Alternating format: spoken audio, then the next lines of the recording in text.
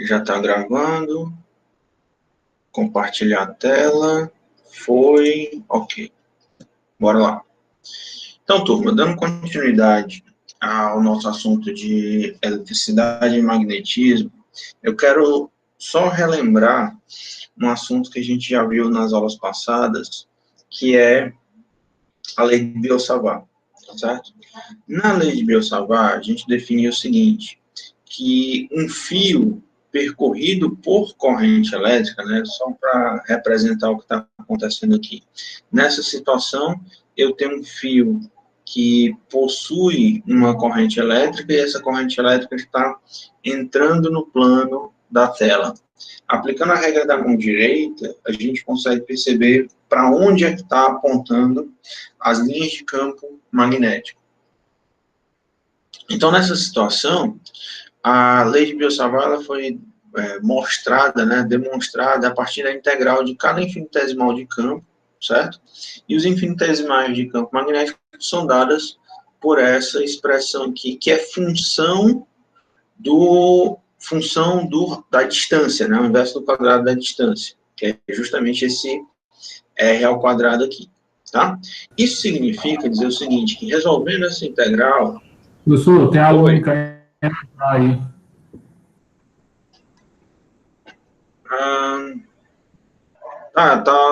Tá setado para entrar automático.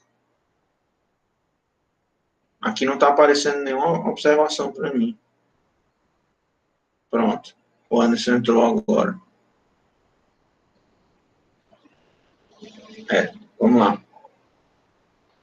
Tem hora que essa extensão funciona de auto-aceitar, tem hora que ela não funciona.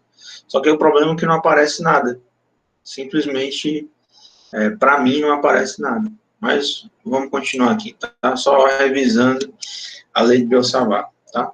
Então, o ponto que eu quero chamar a atenção aqui é que ela é inversamente proporcional à distância, tá? A função da corrente elétrica, né? Quanto maior a corrente elétrica, maior vai ser o campo magnético, e ela é função do inverso da distância, indicando que...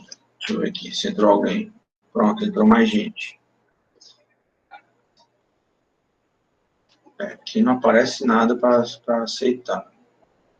Vamos em frente, vamos em frente. Então, dessa forma, a gente consegue determinar o seguinte.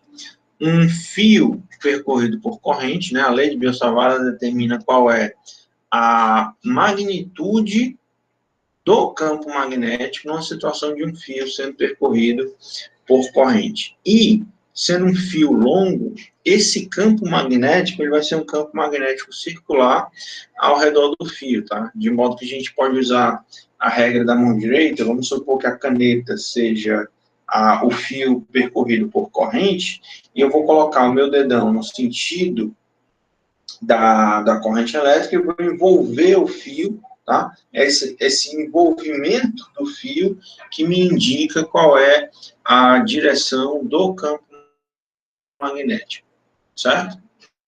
Então, dessa forma, a gente tem, de acordo aqui com essa figura, a gente tem um campo magnético subindo de um lado e descendo do outro lado, né? Esse campo magnético, ele é um campo magnético circular, e quanto mais distante você estiver do fio, menor vai ser o campo magnético, tá? Então, mais próximo do fio, eu tenho um campo maior, e do outro lado eu tenho um campo menor, tá? Quer dizer, mais afastado do fio, eu tenho um campo de menor intensidade, certo? O que a gente vai fazer aqui é interpretar a lei de Biot-Savart fazendo um caminho, tá? E é como eu vou definir esse vetor ds bem aqui, tá? Eu vou definir um caminho ao longo de uma linha de campo magnético, tá? E aí, dessa forma, se eu percorrer um determinado caminho e esse campo magnético, ele é um círculo, né, em volta do fio percorrido por corrente, dessa forma, se eu isolar, né, B, que é o campo magnético, vezes 2πr, tá? Esse resultado, ele é, na verdade, a integral do campo magnético ao longo dessa trajetória. Ou seja, o que a gente vai fazer, a brincadeira que a gente vai fazer aqui é o seguinte, pegar a lei de Biot-Savart e pegar esse denominador todinho aqui e multiplicar pelo campo magnético, tá? Só que dessa forma, né, esse campo magnético vezes o 2πr, que é justamente a geometria circular do campo, isso é, na verdade, o resultado da integral de linha, né, integral fechada, BdS, ou seja, se eu percorrer uma linha de campo, né, e ela é fechada, tem que dar como resultado a B vezes 2πr, tá? Essa é, pessoal, na verdade, a demonstração, né, uma das formas de a gente chegar na lei de Ampère, tá? Que diz o seguinte, a integral fechada ao longo de um determinado caminho é função da corrente interna, tá? Que está, deixa eu só ver aqui se entrou mais gente. Pronto. Agora funcionou, o pessoal está entrando normalmente. Eu não sei por que isso acontece. Bom, vamos dar continuidade. Então, vamos lá. Só botar aqui o slide. Se eu pegar a lei de Biot-Savart e organizar, né, essa equação, a gente chega na lei de Ampère. Tá? Agora, tem alguns detalhes aqui que é interessante a gente verificar, certo? E a lei de Ampère é tão importante que a própria corrente elétrica tem unidade de Ampère, né, dada a importância dos trabalhos desse cara para os assuntos de eletricidade e magnetismo, certo?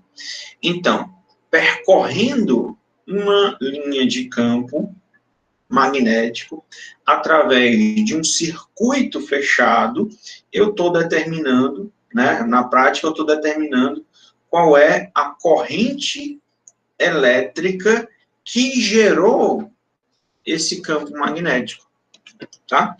E aí, a gente pode fazer essa interpretação de duas formas, tá? Se eu tenho um campo, se eu tenho uma corrente elétrica, a lei de Biot-Savart serve para determinar qual é o campo gerado pela corrente, certo?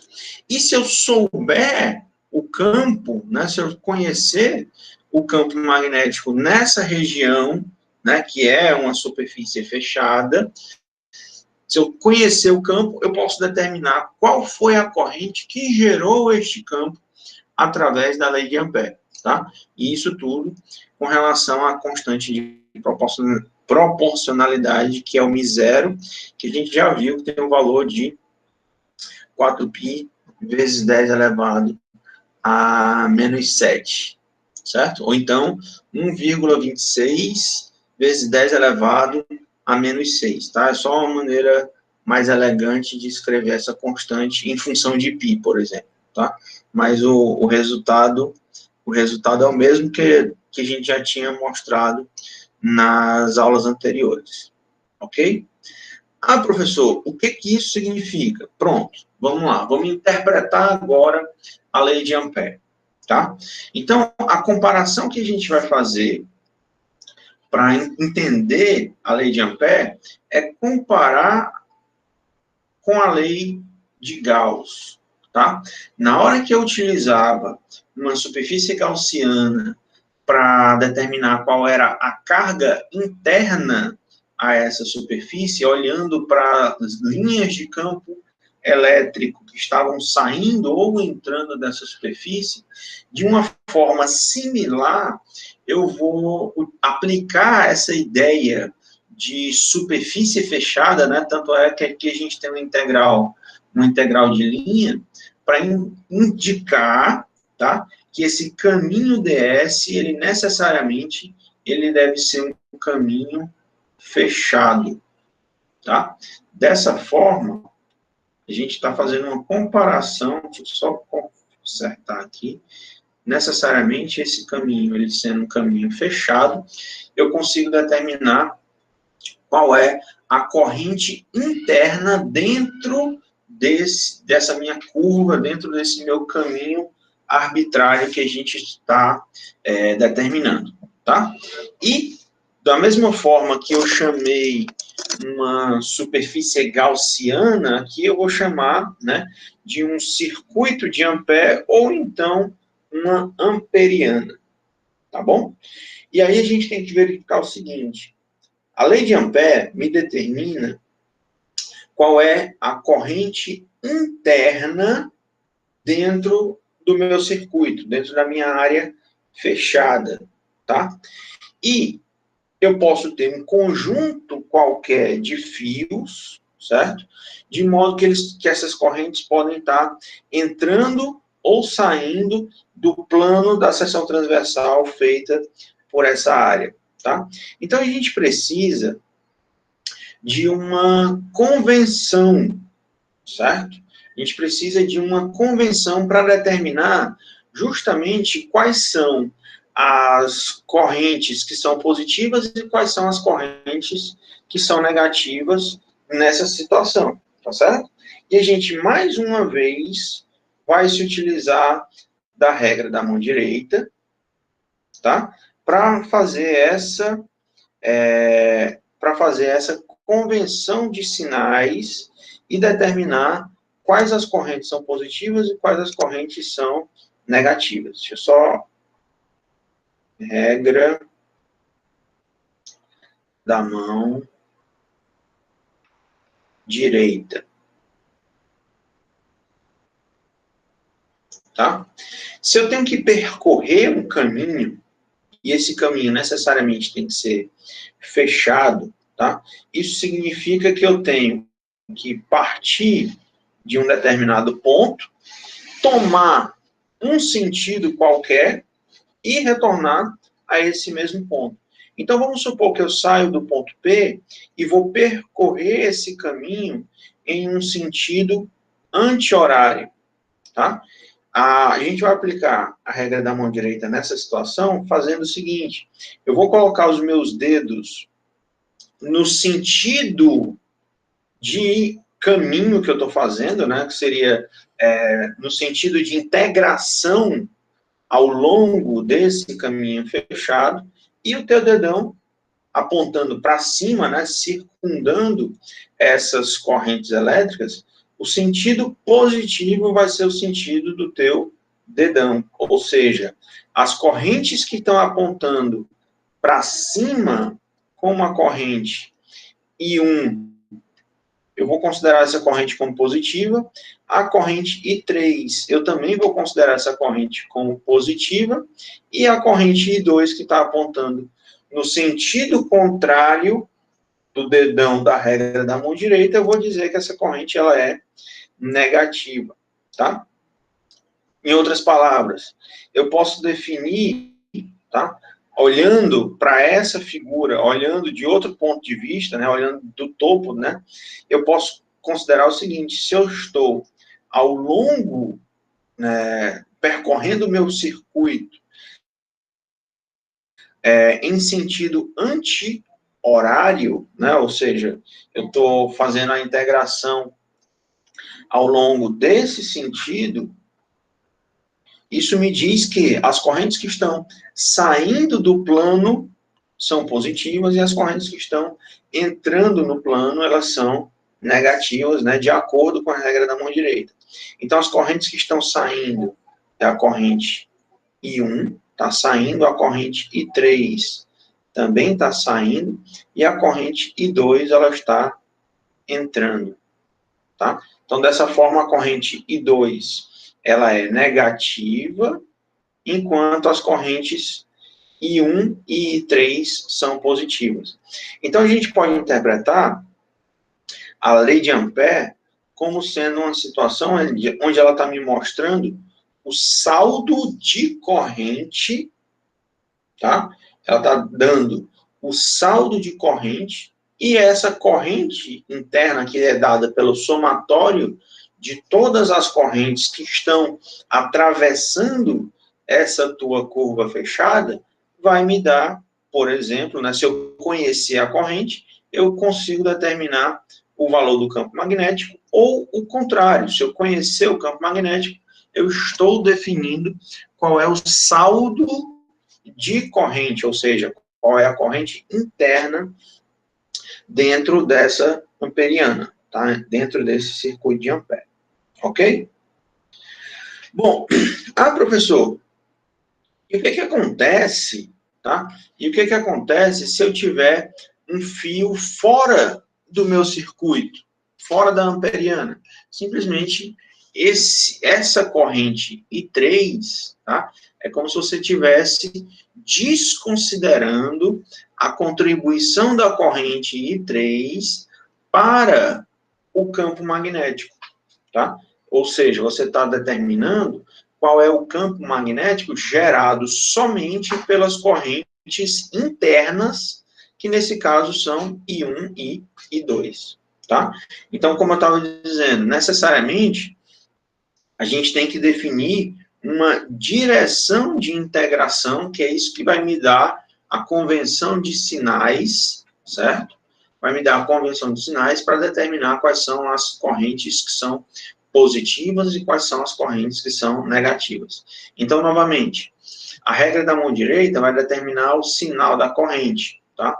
Com os dedos na direção de integração, as correntes que apontam na mesma direção do seu polegar, do seu dedão, vão ser as correntes que vão ser positivas. Então, nesse caso, a corrente positiva vai ser I1, que é a que está saindo do plano quando você tem uma integração, uma direção de integração no sentido anti-horário, tá? Se eu quiser integrar isso e mudar o sentido de integração, fazer com que o sentido de integração agora seja o sentido horário, eu mudo também os sinais das correntes, tá? Então, vamos botar aqui uma corrente, nessa situação, uma corrente entrando no plano,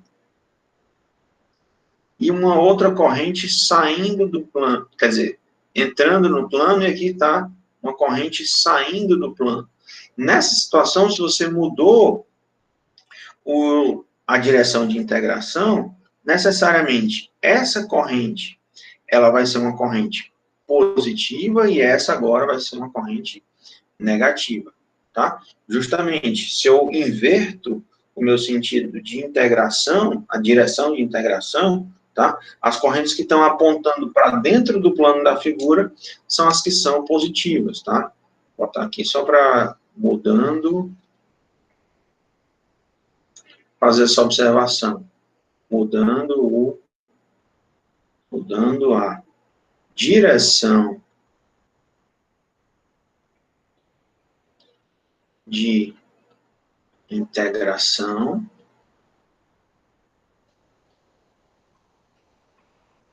muda o sinal da corrente. E como aplicação direta da lei de Ampère, tá?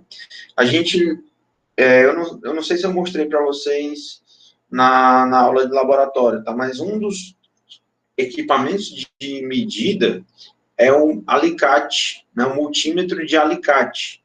Ele usa, eu vou mostrar isso para vocês na próxima vez que a gente for ao laboratório, tá?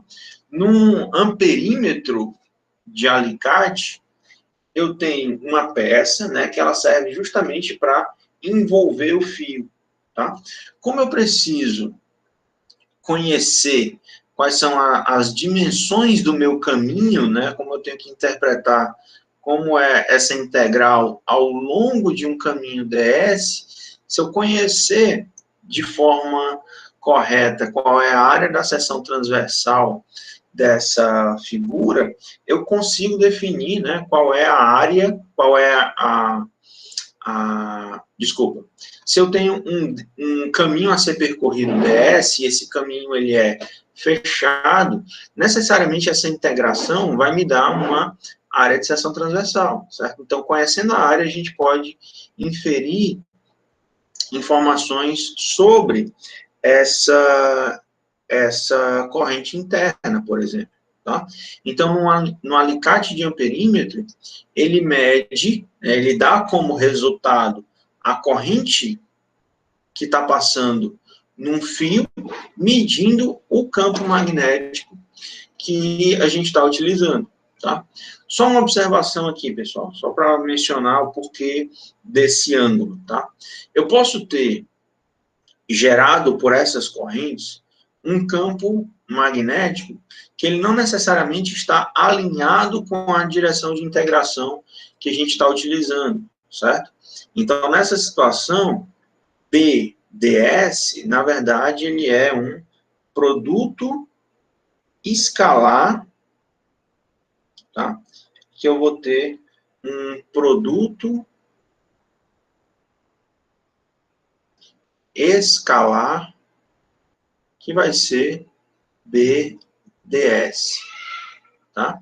Dessa forma, se eu quiser calcular o módulo desse produto escalar, isso vai ser BDS vezes o cosseno do ângulo θ, que é justamente o ângulo entre os dois vetores, o ângulo entre o campo magnético e a direção de integração quando a gente está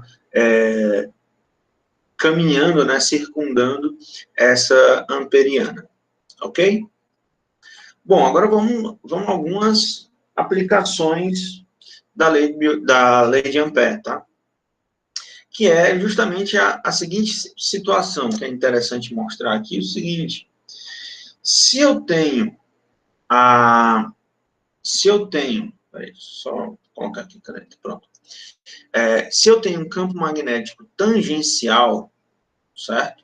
A um fio, e o vetor ds é de tal modo que eu consigo determinar qual é a contribuição. O importante da lei de Ampère é determinar o seguinte, por exemplo, qual é a contribuição de campo magnético de uma seção transversal de fio, por exemplo. A gente pode determinar isso através da lei de Ampère. Agora, se eu pego, por exemplo, eu vou fazer aqui, essa aqui é a minha amperiana, tá? Opa.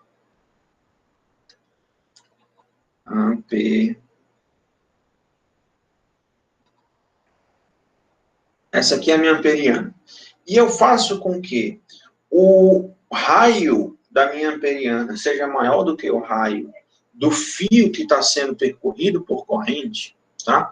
Nessa situação, né, fazendo com que o campo magnético, nessa situação, ela é tangencial ao fio, tá? Ou seja, o fio percorrido por corrente vai me gerar um campo magnético circular, de modo que, por exemplo, seguindo a regra da mão direita, em um determinado ponto, o campo está apontando para baixo, em outro ponto, imediatamente oposto, o campo está apontando na direção oposta, né, seguindo a regra da mão direita. Eu vou colocar meu dedão no sentido da corrente e contornar o fio, e o sentido dos dedos representam as direções desse campo magnético, que ele é circular, tá?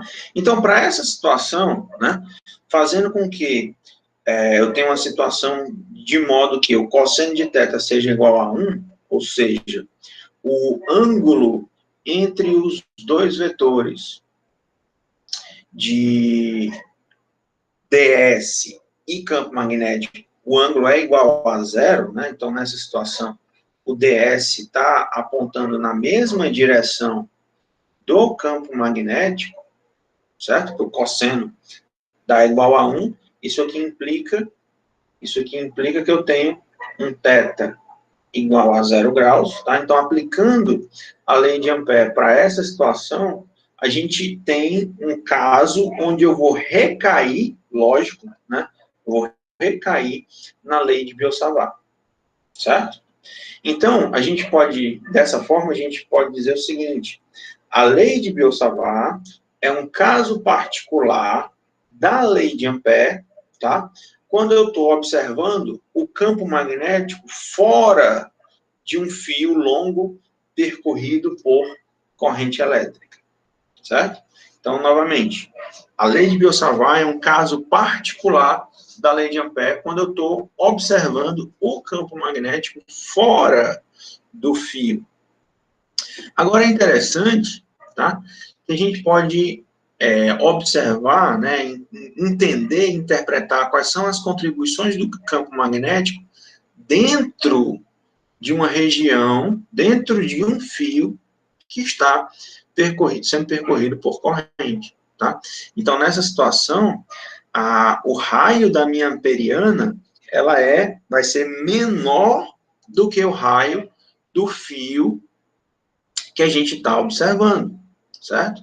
Então, dessa forma, eu posso aplicar a lei de Ampère, tá? Para determinar qual é a parcela de corrente, tá? Porque imagina o seguinte: se eu tenho um fio sendo percorrido por corrente e eu estou olhando uma seção transversal dentro do fio, né? Estou determinando uma área de seção transversal dentro de um fio, a corrente que está sendo envolvida pela minha amperiana vai ser menor do que a corrente total que está sendo percorrida nesse fio, tá certo? Então, é só para a gente diferenciar qual esses subscritos da corrente elétrica, tá? Aqui eu tenho a corrente interna amperiana, que nada mais é, né, de forma similar, é a corrente envolvida pela amperiana. E aqui eu só quero chamar a atenção de que essa corrente envolvida, tá, nessa situação, essa corrente envolvida, ela vai ser menor do que a corrente total que está percorrendo o fio. Justamente, eu estou olhando apenas para uma parte da corrente que está percorrendo esse fio, certo? E aí, eu posso encontrar, né, uma corrente envolvida como sendo uma fração, né, uma proporção da corrente total, e essa constante de proporcionalidade entre as duas correntes vai ser uma relação entre as áreas de seção transversal de cada uma das superfícies que eu estou olhando, para o fio inteiro, tá? E para a superfície amperiana que está envolvendo apenas parte dessa corrente, tá certo? Essa relação, tá, de corrente envolvida, a gente pode interpretar ela da seguinte maneira: a corrente total está para a área de seção transversal total, assim como a corrente envolvida está para a área da amperiana, tá? Então, aqui vai ser a área do circuito de Ampère. Então, é dessa proporção entre essas duas áreas que a gente consegue tirar uma relação entre essas correntes, tá? Circuito. Tudo bem? Então, usando essa corrente envolvida, substituindo isso de volta na lei de Ampère, né? Vai ser justamente essa corrente interna, a gente vai ter que o campo magnético no interior, tá? Aqui vai ser o campo dentro do fio, tá? No interior do fio, ele vai ser função do raio que eu estou olhando, né? Qual é a parcela de corrente que está percorrendo essa área, então vai ser função do R menor, que é a área da minha amperiana, dividido por R ao quadrado, que é justamente o raio total do fio. E na situação limite, né, ou seja, quando eu tenho a minha superfície amperiana igual ao raio do fio, ou seja, quando eu estou olhando para o campo imediatamente na superfície do fio, tá? Aqui eu também recaio na lei de Biot-Savart, tá bom? Então, a lei de Biot-Savart, ela serve para a superfície do fio e para qualquer ponto no seu exterior, enquanto a lei de Ampère, ela vai ser a lei de Ampère aplicada a essa situação, vai me gerar a porcentagem, a parcela do campo magnético gerado pela corrente no interior do fio, tá? E aí a gente pode representar isso através desse gráfico, tá? Imagina que o campo magnético, voltando aqui para a equação rapidinho, se eu estou olhando, né, para o centro do fio, você está fazendo com que esse R minúsculo vá a zero, então isso vai zerar a equação inteira, tá? Então é por isso que a gente tem o campo magnético indo a zero quando você está no centro do fio, e esse campo magnético ele vai aumentar linearmente em função do raio, tá? Eu estou fazendo agora com que esse R minúsculo ele está aumentando em função do R maiúsculo, então a gente vai ter uma função linear, e a partir daí a gente vai ter, aqui vai ser, nesse ponto aqui, vai ser exatamente a superfície do fio, e a partir daí eu vou ter, aplicando a lei de Biot-Savart, eu vou ter uma inversa, né? O campo magnético vai ser o inverso da distância da superfície do fio que a gente está observando. Então, a gente vai ter esse decaimento aí, tá certo? Quanto mais distante você estiver do fio, menor vai ser o campo magnético gerado pela corrente que está passando por esse fio. Ok? Bom, e como aplicação prática, tá? A gente tem a construção de uma solenoide, que é um conjunto de espiras por onde está percorrendo corrente elétrica e gerando campo magnético, tá?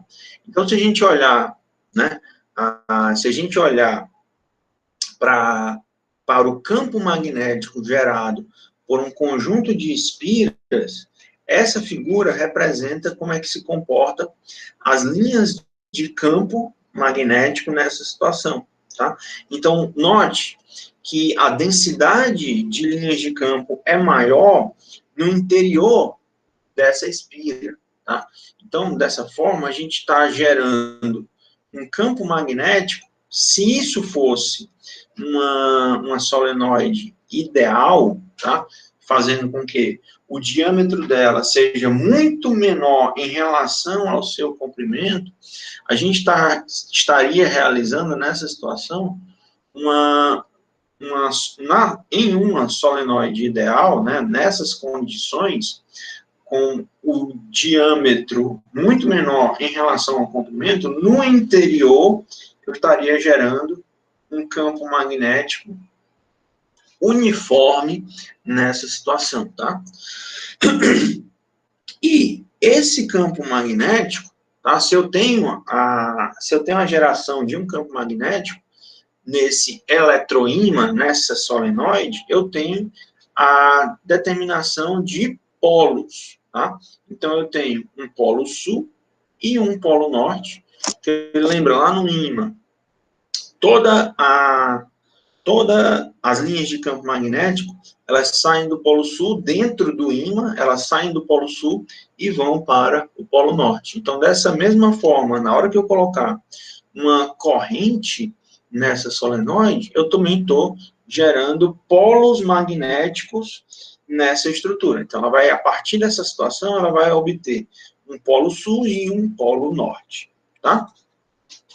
Mas o que eu quero nesse slide é que vocês me respondam o seguinte: como é que vai ser, né? Qual é aplicando a regra da mão direita, como é que eu faço para determinar o campo magnético nesse ponto P.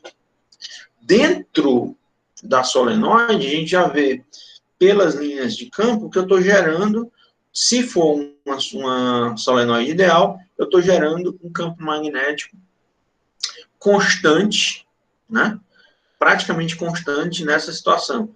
E por que eu digo praticamente constante? Porque quanto mais próximo você vai chegando das extremidades dessa estrutura, eu já começo a defletir o campo magnético nessas duas direções, tá? Para fazer justamente o formato das linhas de campo no ímã, né? Para sair do polo norte e voltar para o polo sul.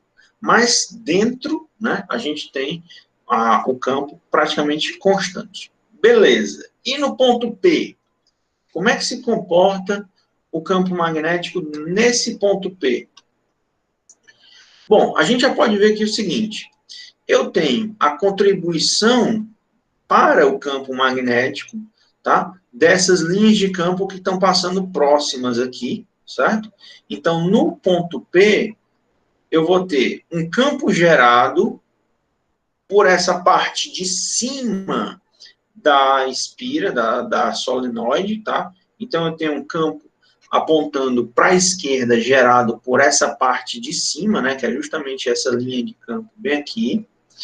E tem também a contribuição do campo gerado pela parte de baixo, né? Por essas correntes que estão entrando no plano da figura. Então, vê aqui, por exemplo, se eu pegar a contribuição para esse ponto na parte de cima, você nota que isso está apontando no sentido contrário, tá? Então, no ponto P, eu vou ter o campo apontando para a esquerda pelas contribuições da parte de cima da solenoide e vou ter o campo apontando para a direita pela contribuição dos campos da parte de baixo da figura, tá?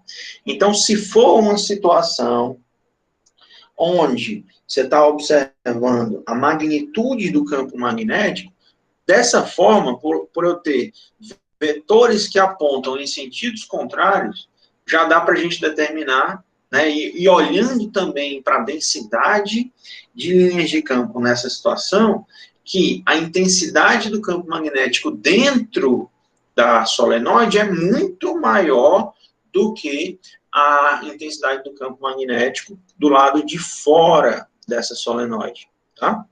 Então, dessa forma, né, se eu perguntar qual dos dois pontos apresenta um campo maior, tá? Por conta dessa situação, o campo magnético no ponto 1 é muito maior do que o campo magnético no ponto 2, certo? Então, dessa forma, eu posso, para uma situação, tá? Para uma situação de uma solenoide ideal, tá? Onde eu vou fazer com que o seu diâmetro seja muito menor do que o seu comprimento, eu vou tomar que para uma solenoide ideal, o fato de eu ter campos magnéticos apontando em direções diferentes, fazem com que o campo no seu exterior seja igual a zero, tá? Fazer com que esse campo no exterior, ele seja igual a zero, tá? Ah, professor, mas isso ocorre na verdade, na realidade?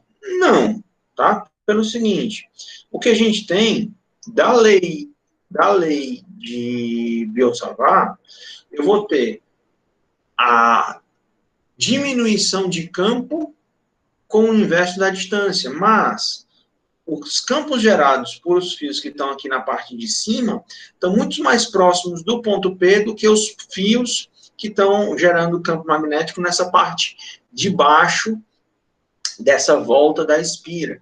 Então, nessa situação, o campo de cima ele vai ser maior do que o campo gerado pela parte de baixo. Ok, tá? Mas o que essa aproximação de uma espira, de uma solenoide ideal, quer dizer é que o campo magnético no interior, ele pode ser várias ordens de grandeza maior do que o campo externo, que o campo magnético externo. Então, a gente desconsidera, né, ou então faz uma aproximação, dizendo que a contribuição para o campo magnético é maior dentro do que fora, então eu vou desconsiderar a parte de fora, tá bom? Então, agora, pessoal,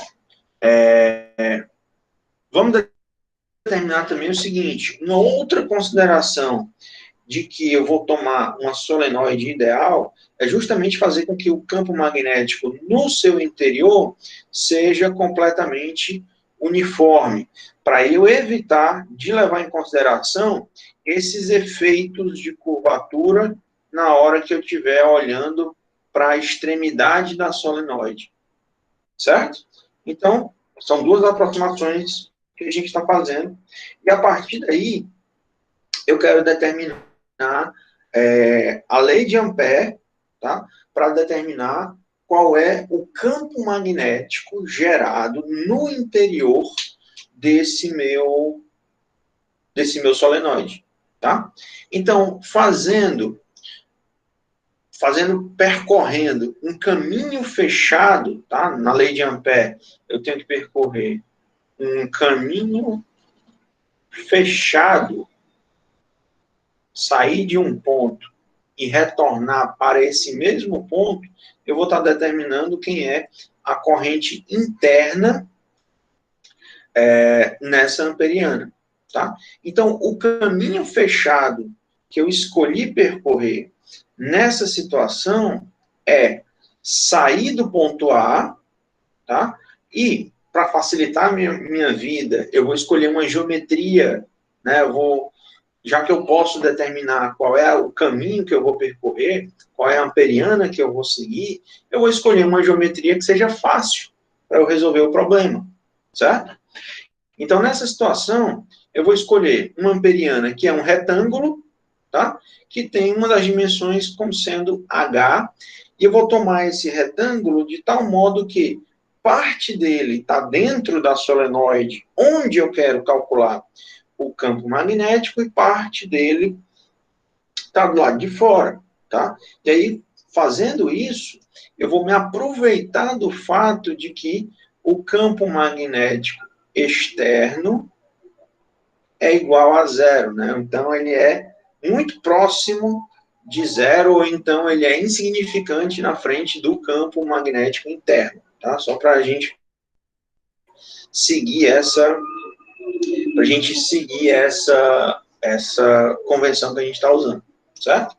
Então, eu vou pegar o meu caminho fechado e vou separar esse caminho fechado em 4 integrais, de A para B, de B para C, de C para D, e fechando o meu circuito de D para A. Então, o primeiro percurso que eu vou fazer, de A para B, eu estou fazendo um percurso onde ele está dentro da solenoide que possui um campo magnético B, certo? Do ponto B até o ponto C, o meu caminho de integração, né, a minha direção de integração, que é, no caso que a gente está fazendo, é o meu vetor ds, ele forma um ângulo de 90 graus com o campo magnético, certo? E, como eu vou fazer isso tudo tomando produtos escalares entre os dois vetores, nessa situação onde o ângulo θ é de 90 graus, o cosseno de θ vai ser igual a zero.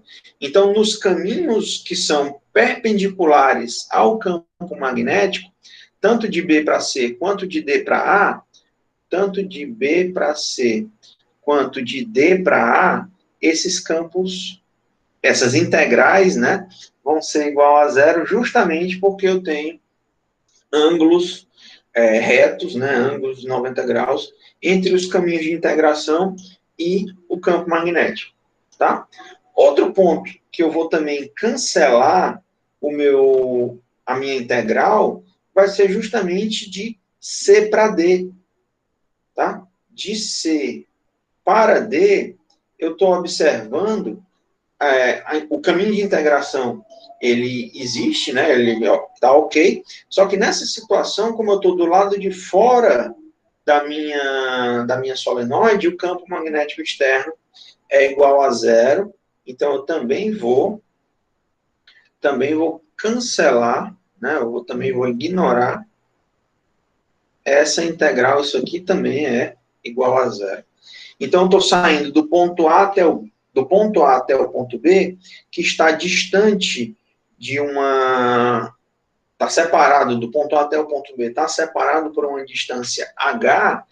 Eu vou pegar simplesmente o campo magnético interno vezes h, que isso vai ser o resultado da minha integral BDS, tá? Então, a integral de A até B de BDS é justamente B vezes H, que é a distância de separação entre os pontos A e B. Deixa eu só escrever essa integralzinha direito.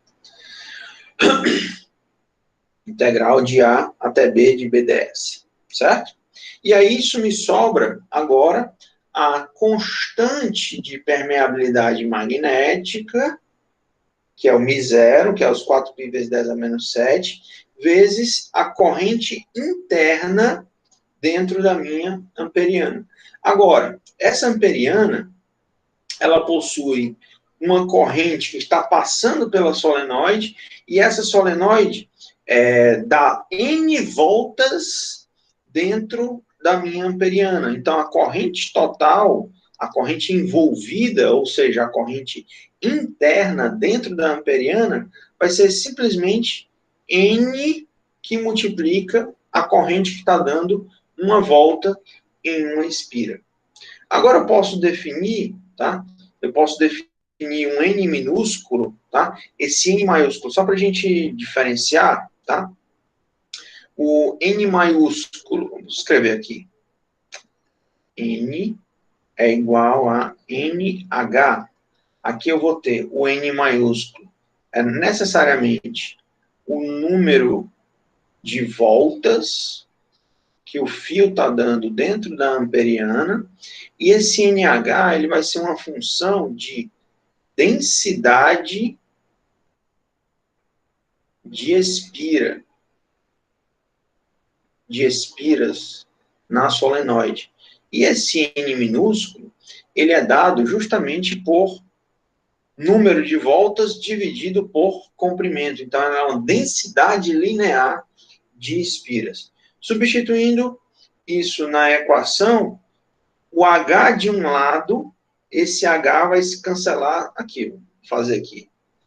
Vou ter BH é igual a μ0 vezes a corrente. Eu vou substituir o N por N vezes H. Então, vou cancelar as dimensões dos dois lados da equação. Então, a gente sobra aqui. O campo magnético interno da solenoide é função da constante de permeabilidade magnética vezes a corrente elétrica vezes a densidade de espiras, que nada mais é do que uma função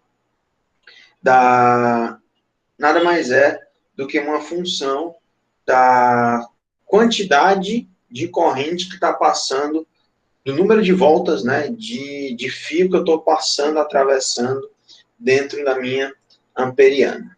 Ok? Bom, e é interessante notar aqui o seguinte também.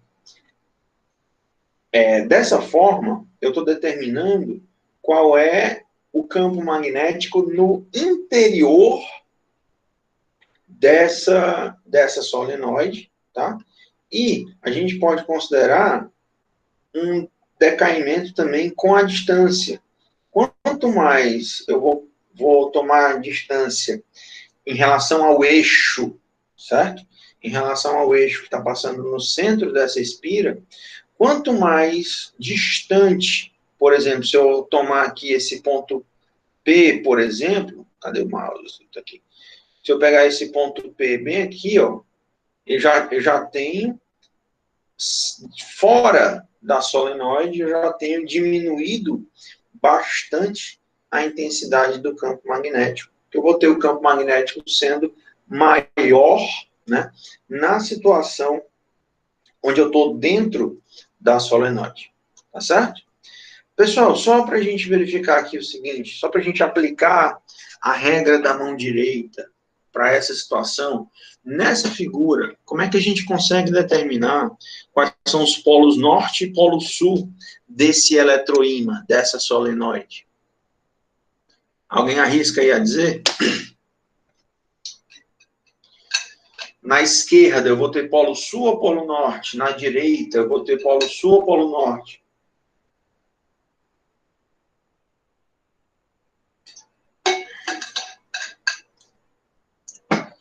Seguinte, pessoal. Para a gente determinar dentro dessa solenoide, desse conjunto de espiras, para onde ele está apontando o vetor campo magnético, eu tenho que colocar os meus dedos no sentido da corrente, tá? E o dedão vai estar apontando para a direção do campo magnético que está sendo gerado por essa passagem de corrente. Então, envolvendo, né, percorrendo com os seus dedos a solenoide no sentido da corrente, sobra que o meu dedão está apontando para minha direita. Isso significa que onde o dedão está apontando, é a direção do vetor campo magnético, tá? Então, se o vetor campo magnético está entrando de um lado e saindo do outro lado, isso significa que na direita dessa minha solenoide eu vou ter o polo norte, e na esquerda, onde o campo está entrando, eu vou ter o polo sul, né? Na situação onde a gente vai ter as linhas de campo nessa situação, tá? O desenho está mal feito, mas deu para entender o que a gente quis, certo? Então, dessa forma, a gente tem a formação de polos, né? Polos magnéticos na minha estrutura, ok? Bom, vamos ver um exemplo aqui, tá? Eu tenho um solenoide que tem 1,30 m de comprimento e tem um diâmetro de 2,6 centímetros. É justamente a situação que eu quero, tá? Para fazer com que, vamos pegar aqui a minha solenoide,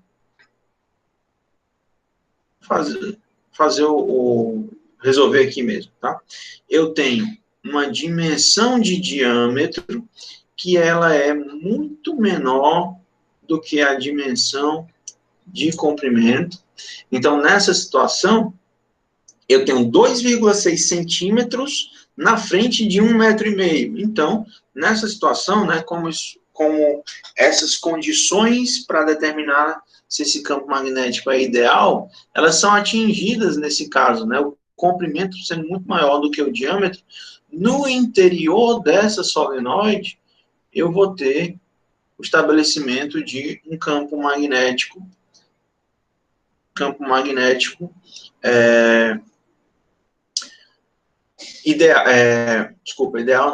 uniforme dentro dessa minha solenoide. E por ela, está passando uma corrente elétrica de 18 amperes, o que ainda é uma corrente bastante alta, tá?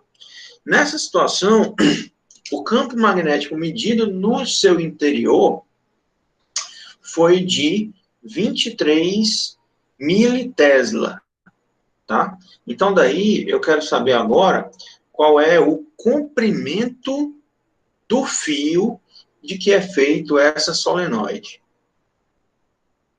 Tá?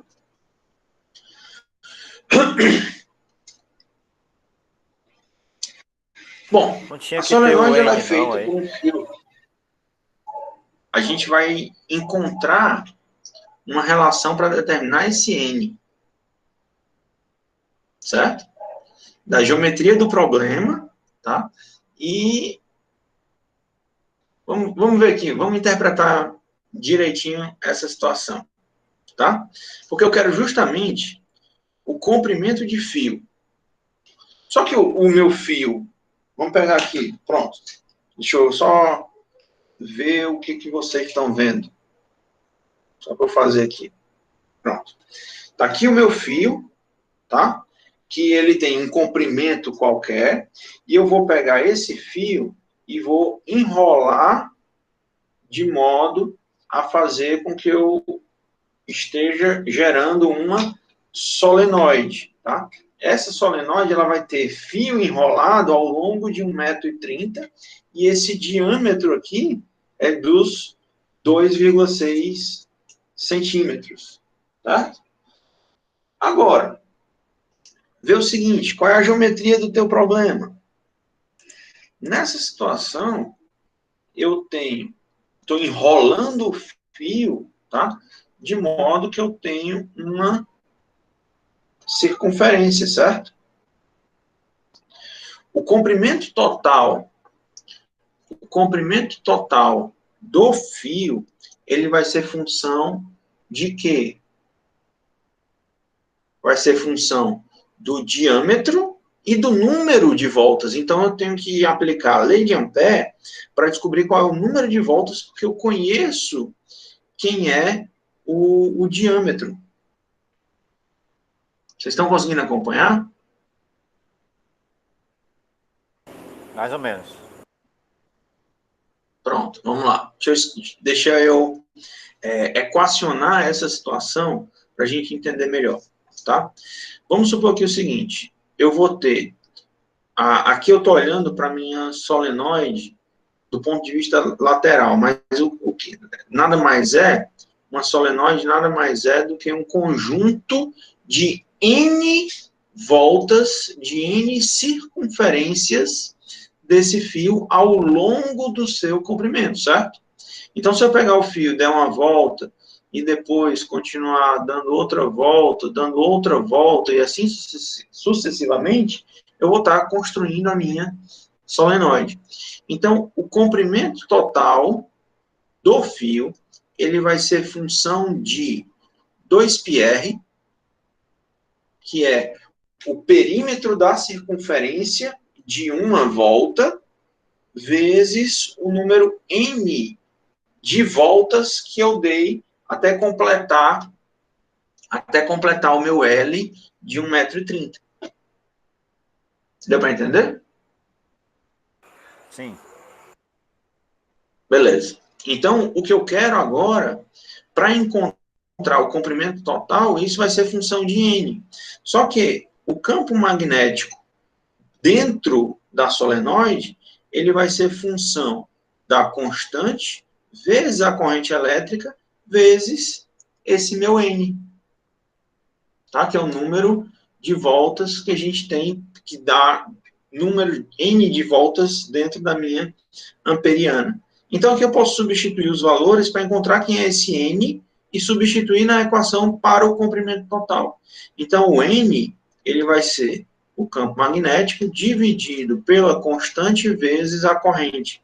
O meu N, ele vai ser igual a o campo magnético de 23 mili 10 elevado a menos 3 Tesla, tudo isso dividido pela constante de permeabilidade magnética, que é 4π vezes 10 elevado a menos 7, vezes a corrente grande, né, a corrente alta de 18 amperes. Quanto é que dá o valor de N? E esse N vai ser substituído para determinar o comprimento total, que eu tenho a função de R, né, em função do R, que é o raio preço. Aqui eu... Tá, vamos encontrar o valor de N. Daqui a pouco eu continuo. Diz aí quanto é que dá o N.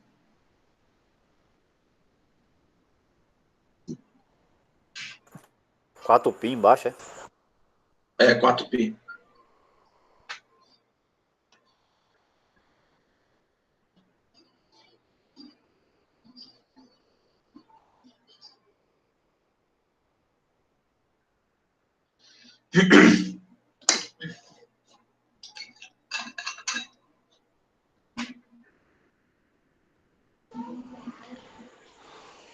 Não sei se deu certo não, meu. Deu 1016. Porque não deu certo, cara. 1016. Então, esse fio, ele deu 1.016 voltas para uma circunferência de raio de diâmetro de 2,6 centímetros, ele precisou, vamos lá, de novo, esse fio para dar uma volta numa circunferência de 2,6 centímetros de diâmetro, ele precisou de 1.016 voltas para atingir o comprimento total de 1,30 m, tá? É isso que a gente está observando. Essa é a geometria do problema que a gente está observando, certo? E agora, esse comprimento total, ele vai ser 2 que multiplica π, que multiplica o raio. Tá, mas, desculpa, deixa eu só corrigir aqui. A gente pode ser um pouquinho mais esperto nessa resolução.